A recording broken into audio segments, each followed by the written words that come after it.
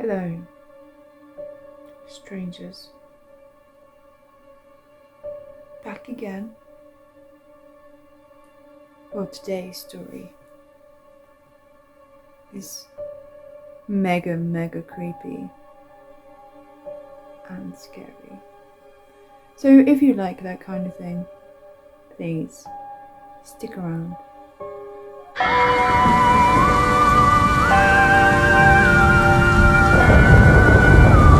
Hi, welcome back. Today's story is called The Horned Beast. We have a camping trip in the morning. We have been planning this trip ever since our dog died last year in a tragic accident. He was our everything. I know everyone says they have the best dog, but my dog was something special. He was like my best friend, and we took him everywhere with us. And this was our first big trip without him. We have his ashes put in his favourite place, where we played ball with him for hours on our first trip away with him when he was a puppy. So maybe you're wondering on how he died. Well, that's definitely a weird story. We were in a forest.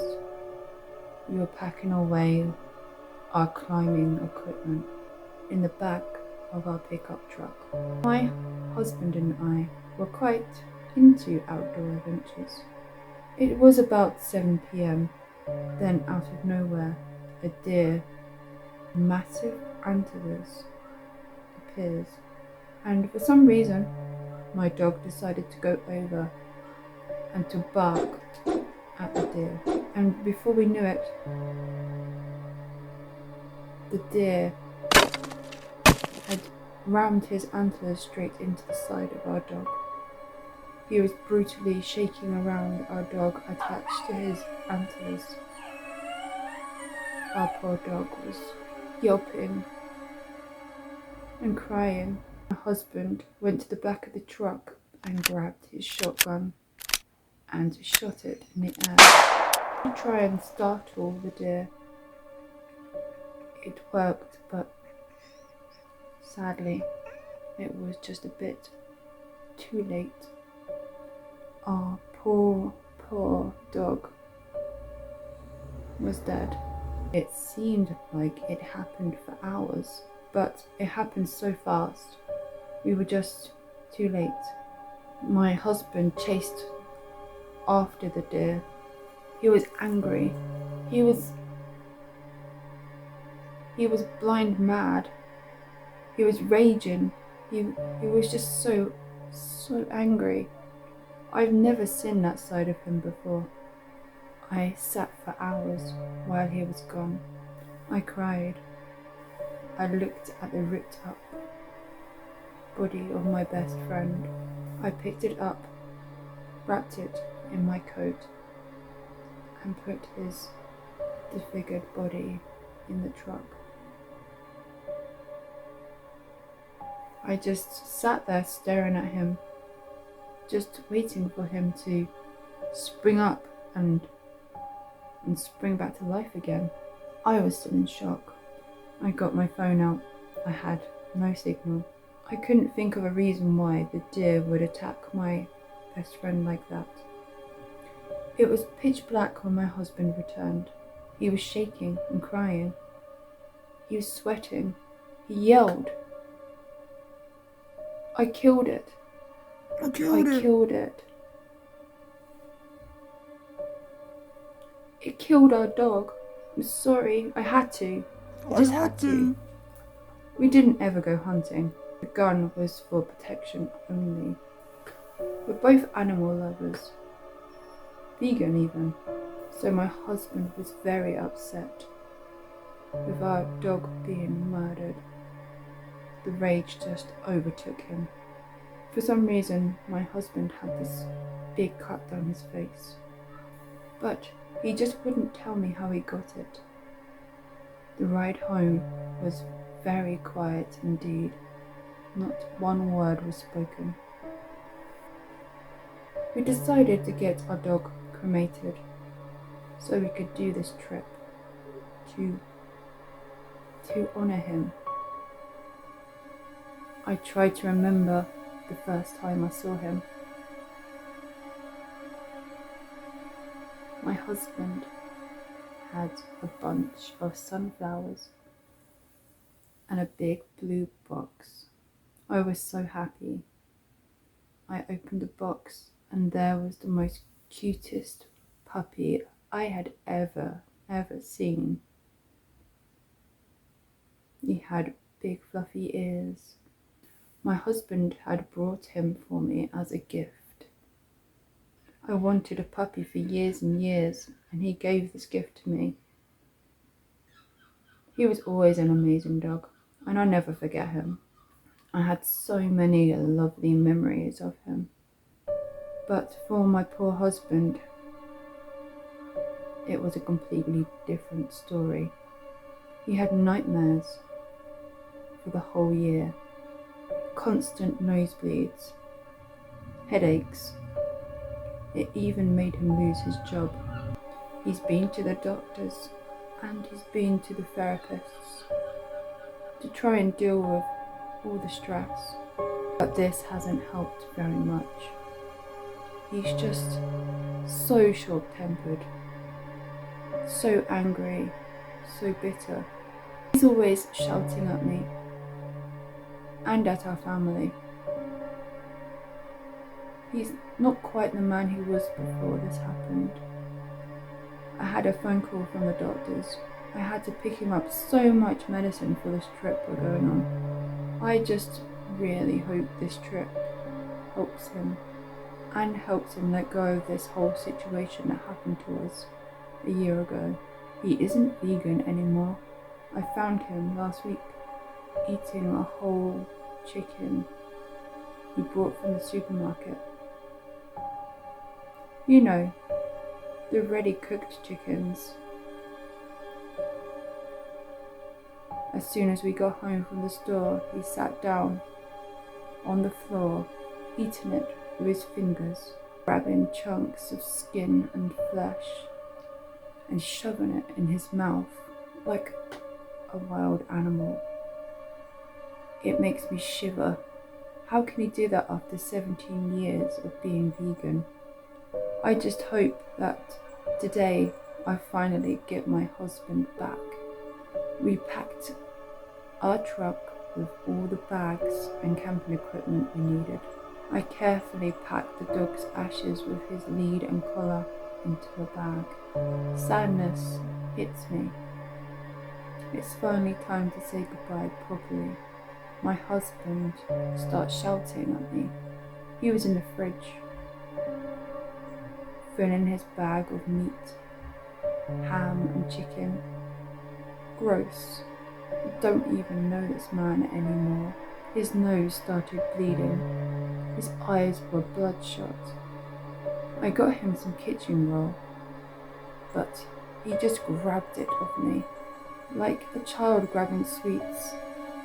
We got in the car and we started our journey. It wasn't too far away, luckily, but then we had to hike for 2 hours when we got there. 2 hours of walking. He wouldn't even let me listen to music in the car. He was angry, and we had to pull over again because he had another nosebleed. He was complaining continuously about his head hurting him. I looked through his medicine that I picked up earlier. Again, he just grabbed it from me. I told him I would drive now. We got to our destination, put all our bags on, and started our hike up to our camping area. It was a long hike, up steep hill, around big trees and lots of nettles. My husband was walking fast in front. and then randomly started punching trees as he walked past. This made me regret coming here. He wasn't the same man anymore. I don't think I could fix him. I looked at the trees in front. There was blood from his knuckles. I called him. "Honey, do you want to stop that? You're hurting yourself." Then I could hear him underneath his breath. "You stupid cow. She needs to learn to keep her mouth shut." I couldn't believe this is my husband. Anyway, we kept on walking and arrived at the campsite. We set up our tent and made a fire. Still, a word wasn't spoken. I decided to speak up. I just wanted to go home now. I didn't even want to stay here the night. "Please, can we do the ashes tonight, so it's just over and done with?" My husband grabbed the bag with the ashes in and smashed it against the tree, ashes flying everywhere. He grunted, turned round and stared at me. Why the hell would he do that for? This was meant to be a good time, a healing time for the both of us. He grunted again, turned around and sat down and started opening his bag, eating his meat raw, scoffing it and dribbling and grunting the whole time he was doing this. He looked like some crazy animal. His nose started to bleed again. His hands were bleeding. Then he stands, throws his bag on the floor, sniffs the air, and runs off into the forest. Am I going crazy? What's gotten into him? What was I thinking? Surely he needs more professional help. I went to get my phone, but again I had no signal. I waited for a while. I looked around. I called his name, but heard nothing. It started to get late, so I climbed into my sleeping bag and went to sleep. I woke about 4 a.m. I went outside with my torch. I'm so worried. Didn't know what to do. Then I heard something moving in the trees. Something grunting and roaring. I moved my torch around in the darkness. I saw a shadow of a human figure, but there was something very strange about this figure.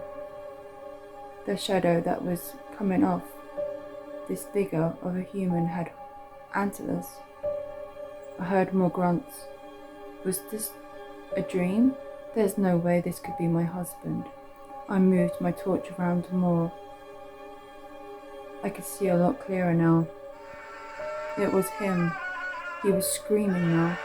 He had transformed into the most horrendous looking beast. I saw his face. He started clawing off his skin and ripping the skin off his chest. You could now see his rib cage. It was such a terrifying thing to watch. It made me sick. What the hell was happening? I hurried back inside the tent. I could hear ripping and screaming. For another few hours, I just prayed that he wouldn't come near the tent. I whispered to myself, I'll be safe. I'll be safe. As long as I stay in a tent, I'll be safe. It was becoming daylight. I decided that I would make a run for the truck. I got my phone and the truck keys, carefully opened the zip of the tent, and ran. There was blood everywhere. I ran as fast as I could. I ran and it felt like hours. The truck. I can finally see the truck. I got the key in my hand. But then I saw him. It was the most hideous thing I've ever seen. All of his skin ripped from his body, standing there, naked, with two massive antlers coming from the top of his head. He charged at me. His antlers digging into my flesh, straight through my face, and then another straight through my arm. The gun! I need to go and get the gun.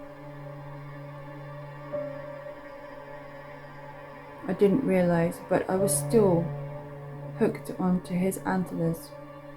He threw me up into the air, and I crashed down on the floor.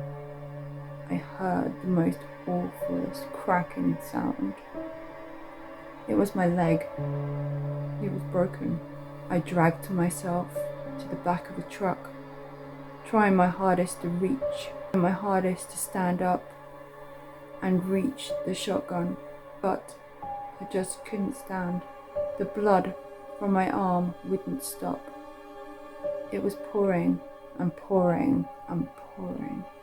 I took my belt off and tried to tie it around my arm, but I was just too weak. I got my phone. Thank goodness, I had signal at last. I called my mum and begged her to send an ambulance. I think I must have blacked out for a little bit, because the next thing I knew, I was getting strapped to a bed, and some medic was strapping me down. He asked me, "Madam, where's your husband?"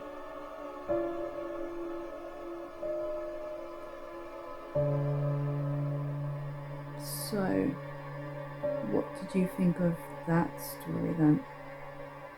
Was that a scary story for you? Well, I hope you can sleep well tonight after that. Thank you so much for coming along to listen to my creepy, terrifying tale. I hope you have an awful night and lots of nightmares. And look after your poor little dogs. Thank you so much for coming along, and I hope to see you next time.